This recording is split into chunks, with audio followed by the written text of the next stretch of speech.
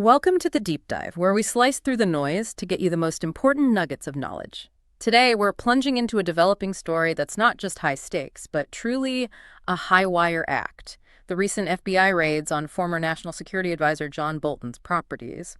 We've got a carefully curated stack of sources for you, everything from the New York Post and Forbes to Al Jazeera and BBC News. Our mission is simple: to equip you with a comprehensive understanding of what went down, why it's sparking such intense debate, and, the larger context surrounding this pretty significant national security probe. That's absolutely right. And this isn't about just recounting an event. It's really about connecting some pretty complex dots. We'll explore how this investigation touches on sensitive classified information, deep political tensions, and the often debated independence of government agencies. We're here to give you a clear, sort of impartial look, helping you understand not just what happened, but maybe what it truly means. So if you're ready to get truly well informed on the story that's still very much unfolding, let's unpack this deep dive together. Okay, so let's start at the very beginning with the immediate facts. What exactly happened on Friday, August 22, 2025? It seems FBI agents conducted raids at two key locations that day. First, John Bolton's home in Bethesda, Maryland, saw activity kicking off around 7 a.m. Eastern Time, ET. Then, later that morning, the focus shifted to his Washington, D.C. office. Sources like the New York Post were reporting agents at Bolton's home, with visuals showing FBI vehicles and police cars. Both CNN and the New York Times later confirmed federal investigators entering his D.C. office, and this all happened after a judge signed off on a warrant. And here's an interesting little detail. CNN reported that Bolton was actually unaware of the FBI activity at his Bethesda residence when it first began. Yeah, what's immediately striking here is just the sheer visibility of the whole thing. This wasn't exactly a quiet, discreet affair. We're talking multiple law enforcement vehicles, agents out in the open. The Associated Press even noted agents, openly carrying empty boxes into Bolton's house and then later bags out of his office building. It really painted a picture for the public, didn't it? Like a significant full-scale operation was underway. Definitely. And despite all that visible activity, here's where it gets really interesting. Officials confirmed that John Bolton was not arrested or charged with any crimes during these searches. What does that particular outcome, or maybe lack thereof, signal about the nature of this operation? Well, it signals a few things, I think. First, that the primary goal was likely information gathering, collecting evidence, not making an immediate arrest. Second, it often suggests the investigation is probably still in its early or maybe intermediate stages. They're building a case, not necessarily closing one out right then. And third, it just adds to the narrative complexity. I mean, such a dramatic show of force without immediate legal action. Well, that can often be interpreted through very different political lenses, can't it? Right. Speaking of political lenses, almost immediately after these raids began, senior FBI and Justice Department officials started making public statements.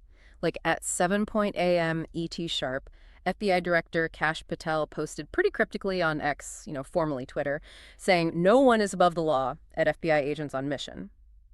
Then Deputy Director Dan Bongino reposted Patel's comments, adding his own message: public corruption will not be tolerated. And Attorney General Pam Bondi also shared Patel's post, stating, America's safety isn't negotiable. Justice will be pursued. Always. What's fascinating here, and honestly quite unusual, is the speed of it all. This rapid public commentary from such high-ranking Justice Department officials, all timed perfectly, it seems, with the raid. While they didn't explicitly name Bolton, the timing meant these statements were immediately linked to what was happening at his properties. It certainly raises questions about communication strategy during sensitive, ongoing investigations. Is it meant to inform or to signal something? Or maybe send a message? It definitely felt like a message to many people. And adding another layer to this, and a really surprising twist, at 7:32 a.m. ET, John Bolton's own X account blasted out a message criticizing President Trump's approach to Russia's war on Ukraine. It read, meanwhile, meetings will continue because Trump wants a Nobel Peace Prize, but I don't see these talks making any progress. A direct criticism of Trump's foreign policy dropping almost simultaneously with a raid ordered by a Trump appointee. What's the thinking there, whether it was scheduled or, a real-time reaction? That's an incredible detail, yeah, and it certainly adds to the intrigue. If it was pre-scheduled, well, it shows this unyielding commitment to his public criticism no matter what's going on personally. If it was a real-time reaction, that's an act of defiance, isn't it? Basically saying, you can raid my house, but I'm still going to speak my mind. Yeah. Either way, it sends a powerful, if maybe provocative, message of continuity and resistance against perceived pressure. It just further fuels that whole political narrative around the events. So let's get to the core of it then. Why were the FBI agents at Bolton's door in the first place? Our sources are pretty consistent here, citing a high-profile national security probe involving classified documents, Hmm. and specifically investigating whether he legally shared or possessed classified information.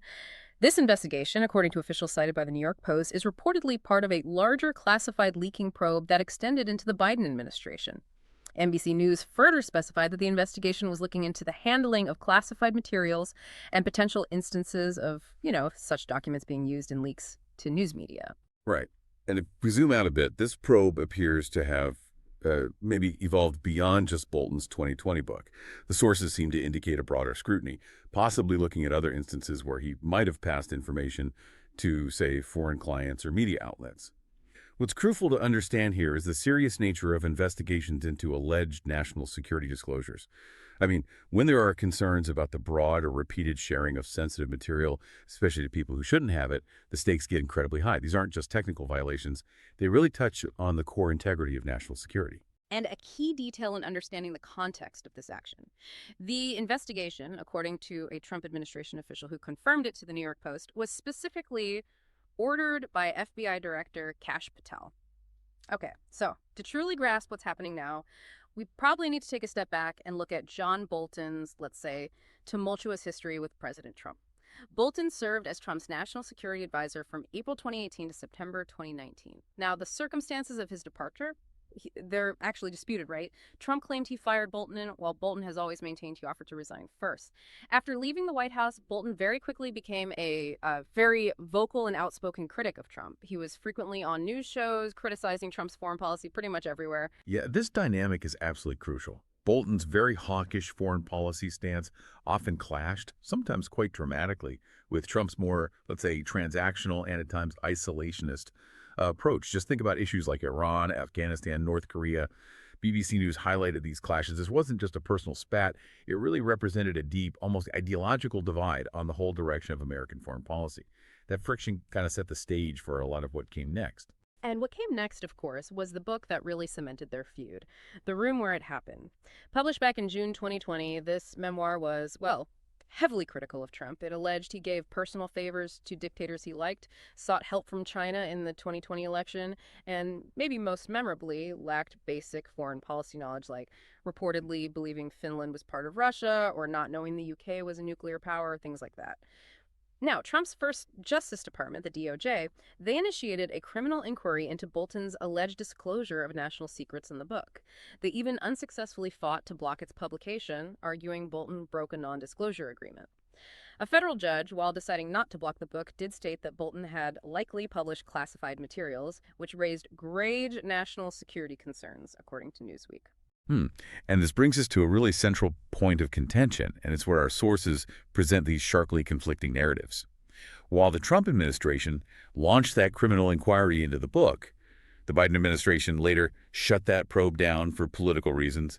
That's according to a senior U.S. official cited by the New York Post. Yeah. However, Right. There's always a however. exactly, a former Justice Department official with knowledge of the Biden DOJ's decision told NBC News something different. They said it was based on the facts of the case and likelihood of it prevailing in court, not politics. So it really highlights how we get two very, very different pictures of why that initial investigation ended. Yeah, and it leaves you wondering how anyone really separates fact from spin in today's landscape, doesn't it? It just perfectly illustrates that political lens these events are often viewed through, where the very reasons for stopping something can be described in completely opposite ways. Okay, so the tension certainly didn't end with the book. After Trump returned to the White House in January 2025, things seemed to escalate again. He apparently quickly terminated Bolton's security clearance and Secret Service detail, end quote. This prompted immediate concerns for Bolton's safety, didn't it? Especially because Iran had previously identified him as an assassination target. That was in retribution for his role in the January 2020 drone strike that killed Iranian General Qasem Soleimani. Meanwhile, Trump, for his part, was calling Bolton a very dumb person, but also admitted he kind of used him for his tough image, saying people thought Bolton might attack because he was seen as a warmonger. Right. This whole sequence of events points directly to a really significant theme discussed across our sources, this widespread perception of political retribution. Bolton himself put it pretty plainly, telling ABC News just this month, "I think it is a retribution presidency." And he explicitly cited the cancellation of his security detail. So his perspective is clearly that these actions are punitive, right? Not purely legal or procedural. And many critics echoed that sentiment very loudly. Senator Bernie Sanders, who you wouldn't normally think of as an ally for Bolton, condemned the raid. He stated, just another step in Trump's march toward authoritarianism. Former Ambassador Norm Eisen called it an obvious act of intimidation and an attack on the fundamental American right to disagree with the government. And former Congressman Adam Kinzinger went even further, just saying the raid itself was the message. But conversely, we also see other viewpoints presented in our sources. House Oversight Chairman James Comer, a Republican, stated he does not believe this is retribution. I think this is accountability. And he expressed confidence in FBI Director Kash Patel.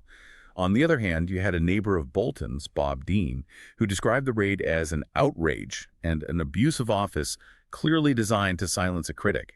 It really shows you the wide spectrum of interpretations, doesn't it? And just how deeply polarized these events are. There's no single universally agreed upon narrative emerging here, which is, part of the challenge in understanding it all. Definitely. So after all this, what did President Trump himself say about the raids once they became public knowledge? Well, he denied having any advance knowledge. He stated, I know nothing about it. I just saw it this morning. Yeah. He also mentioned that he instructs his Attorney General, Pam Bondi, saying something like, I don't want to know, but you have to do what you have to do. I don't want to know about it. Yeah, and this aligns with a long-standing tradition, or at least the aspiration of one, for the Justice Department to work independently of the White House, especially on matters that could be tied to domestic politics. As the New York Post pointed out, former President Joe Biden also said he wasn't given a heads up about the Mar-a-Lago raid back in 2022. It's often seen as a crucial guardrail against political interference. Yet, almost in the very same breath, Trump then offered a somewhat contradictory statement, didn't he? He said, I could know about it. I could be the one starting, and I'm actually the chief law enforcement officer, but I feel that it's better this way. That's certainly a delicate dance of deniability and maybe self-importance, almost a verbal high-wire act, wouldn't you say? It certainly is. That specific comment does muddy the waters considerably regarding that principle of DOJ independence. On one hand, he says he defers. On the other, he asserts his ultimate authority. This kind of rhetoric, whether it's intentional or not, can leave the impression that the decision-making process is perhaps more intertwined with political will than that traditional separation often implies. He also continued to criticize Bolton pretty sharply, calling him not a smart guy, very unpatriotic, and a real sort of a lowlife. And then he mused, we're going to find out, suggesting there's definitely more to come on this. Yeah, and it's really important to remember that this investigation into Bolton, it doesn't happen in a vacuum. The sources consistently remind us that the handling of classified information has become such a politically loaded topic over the last few years, impacting multiple administrations. It's almost become like a recurring subplot in recent American political history. I mean, think about the August 2022 FBI raid of Trump's Mar-a-Lago estate to recover national security papers, although charges in that case were later dismissed after Trump's reelection. Then the Justice Department also investigated former President Joe Biden's handling of classified documents after his vice presidency. Remember, no charges were filed there. Even former Vice President Mike Pence's home saw classified documents recovered by the FBI. This pattern kind of reveals an underlying tension, doesn't it, between strict national security protocols and the practical realities of high-stakes government work where officials are just constantly handling sensitive information. That's a great question to pose. When you see this recurring pattern across different administrations, Trump, Biden, Pence, now Bolton, what is the underlying tension this highlights? Is it becoming more of a systemic issue, maybe a political tool, or something else entirely that Bolton's case brings into focus? It's likely a bit of a combination, I suspect. But what's particularly fascinating, I think, is how these document investigations, regardless of their strict legal merit, have really become a powerful political weapon. They absolutely shape public perception. They can certainly create significant legal headwinds for individuals, and you have to wonder if they could even deter future officials from speaking out or, documenting their time in government. It definitely blurs the lines between legitimate investigation and perceived political pressure. And beyond just the document probes, our sources also remind us that the current Trump administration has launched other probes into perceived critics, people like New York Attorney General Letitia James and Democratic Senator Adam Schiff. And as we mentioned, FBI Director Kash Patel, who ordered the Bolton raid, has previously expressed a very strong commitment to ridding the government of corruption and exposing cover-ups. It's also worth noting he actually included Bolton on a list of executive branch deep state members in a book he wrote back in 2020. Hmm. This broader context is vital, absolutely. Hmm. It frames the Bolton raid within this larger pattern of scrutiny against critics by the current administration and certain high-ranking officials. It just adds another layer to that ongoing debate about whether these actions are purely legal or if they carry significant political overtones. So as of right now, what's the current status and what might we expect next in this whole unfolding story? Well, as we've mentioned, John Bolton has not been arrested or charged with any crimes. His legal team has also not issued a public statement yet. And importantly, the case files on federal court sites remain sealed. Yeah, the sealing of those court documents is a really crucial detail for transparency, isn't it? Especially in such high-profile cases.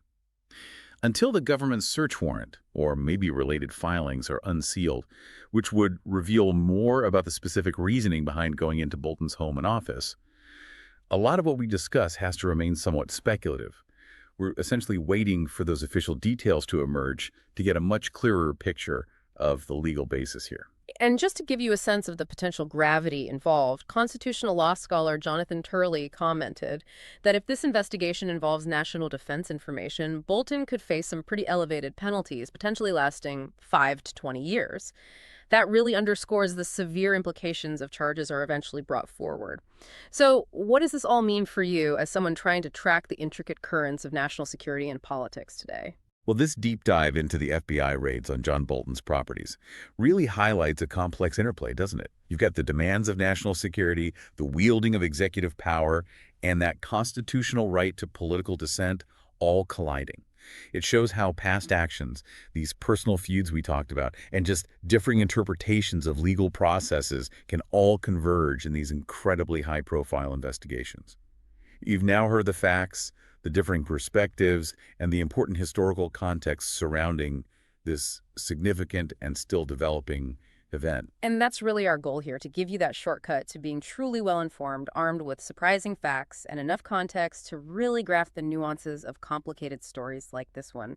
We hope you feel thoroughly equipped now to understand the significant implications of this unfolding story. We certainly encourage you to continue following this developing story, and maybe consider how these events might shape future discussions about government oversight, accountability, and that delicate balance between national security and the right to dissent. For now, here's maybe a provocative thought for you to mull over. In an era of intense political polarization like we're in now, and with this increased scrutiny on classified information, how might such high-profile actions, regardless of their ultimate legal merit, impact the willingness of future officials to speak out, maybe write memoirs, or even just document their time in government? Does the threat of investigation lead to more caution, or does it simply fuel more defiance? Something to think about. Thanks for joining us on The Deep Dive.